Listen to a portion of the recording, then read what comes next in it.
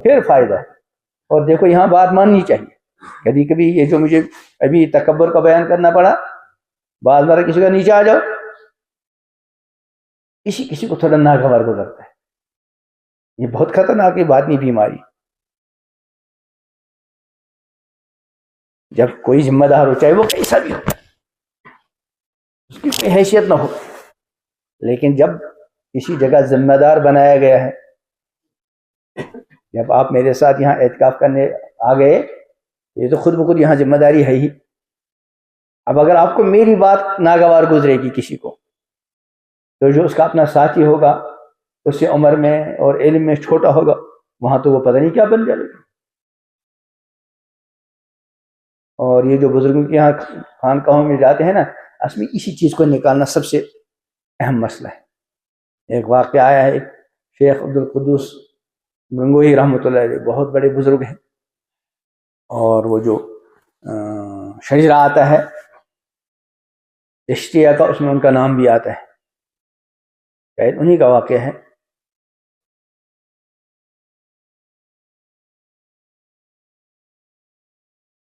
انہی بزرگوں میں سے کسی کا واقعہ ہے، یا تو ان کا ان کے ساتھ یا ان کا ان کے ساتھ. ایک بزرگ تھے، ان کے پوتے تھے.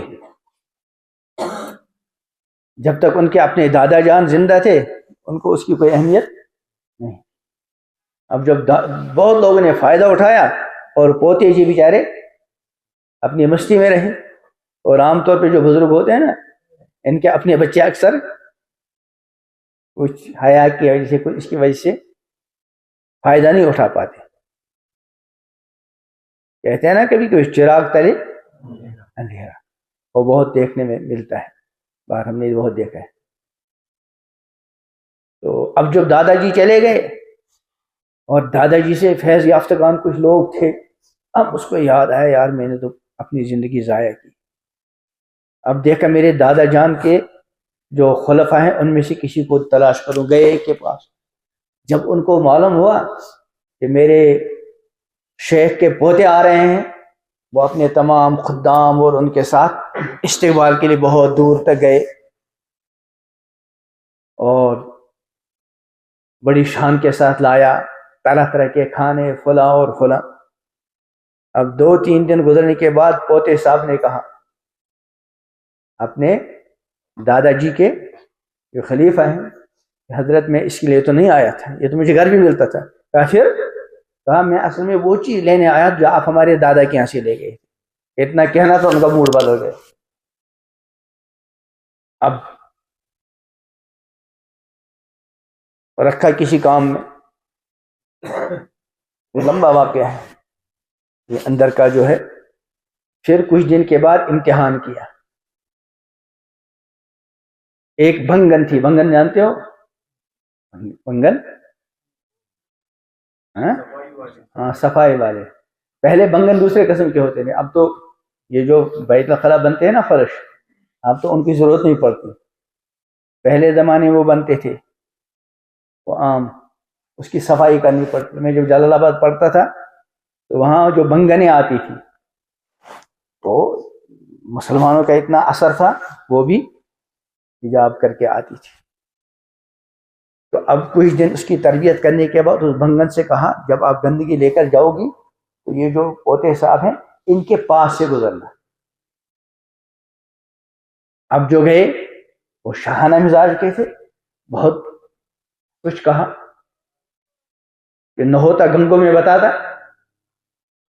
اس نے کہا حضرت میں گئی تھی، اس نے تو یہ الفاظ کہے میاں جی نے، کہا اف کو ابھی اس کے اندر سائزادگی کی بو ہے کہ میں گنگوں کا ہوں، فلاں کا ہوں. اور پھر مجاہدے کروائے اور ایسے ایسے کام کروائے. اس میں یاد آ گیا حضرت تھانوی رحمۃ اللہ علیہ کے پاس ایک مرید، ایک بہت بڑا شیخ آیا مرید بننے کے لیے.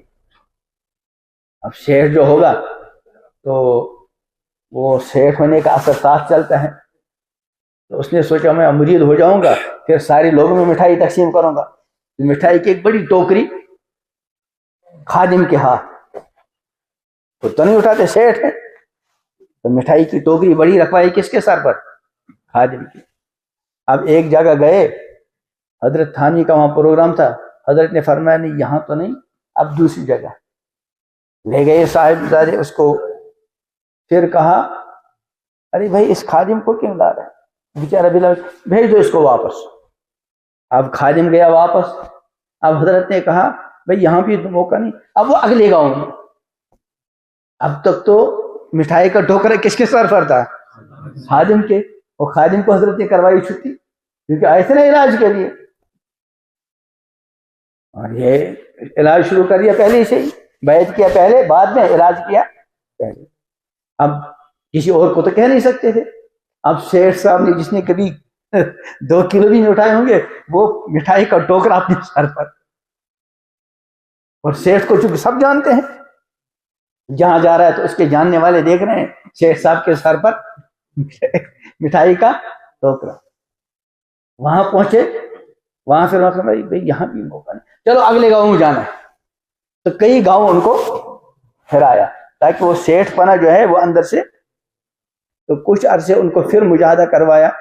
پھر کہا اب 1 سال کے بعد، کچھ دنوں کے بعد اب اور جاؤ، اور اب تھوڑا سا گرانا بھی، یا تھوڑا اس کو ساتھ ٹچ کریں. اب وہ گئی تو اس نے اور کوئی، اب زبان سے تو کچھ نہیں کہا، اب تھوڑی وہ آ گئی تھی لیکن تیز نظروں سے دیکھا. تو پھر گئی حضرت کے پاس، عرض کیا آپ کے تو میاں جی نے زبان سے تو کچھ نہیں کہا لیکن بہت تیز نگاہ سے دیکھا، اب بھی کچھ نہ کچھ بو ہے. پھر مجاہدہ کروایا. پھر اس کے بعد جو ہے اب کہا اب جب جاؤ گی تو گرا دینا اس کے اوپر. اب جو گئی تو بالکل جیسے اپنے آپ کو گرایا، ٹوکرا ان پہ پڑ گیا. اب کہا اللہ کے لیے مجھے معاف کرنا، مجھے شاید چلنا نہیں آیا، میری وجہ سے آپ کو تکلیف ہوئی. اب میں آپ کا یہ ٹوکرا اٹھاتا ہوں، یہ گندگی اس میں ڈال، اور مجھے بتاؤ کہاں پہنچانا ہے. اب جو کہا حضرت آج تو معاملہ ہی دوسرا ہے. کہا بس اب ان کا مقصود حاصل ہو گیا. تو یہ جو اندر کا ہے نا انا، یہ بہت خطرناک چیز ہے. اس انا کو نکالنا پڑتا ہے، ٹھیک ہے نا.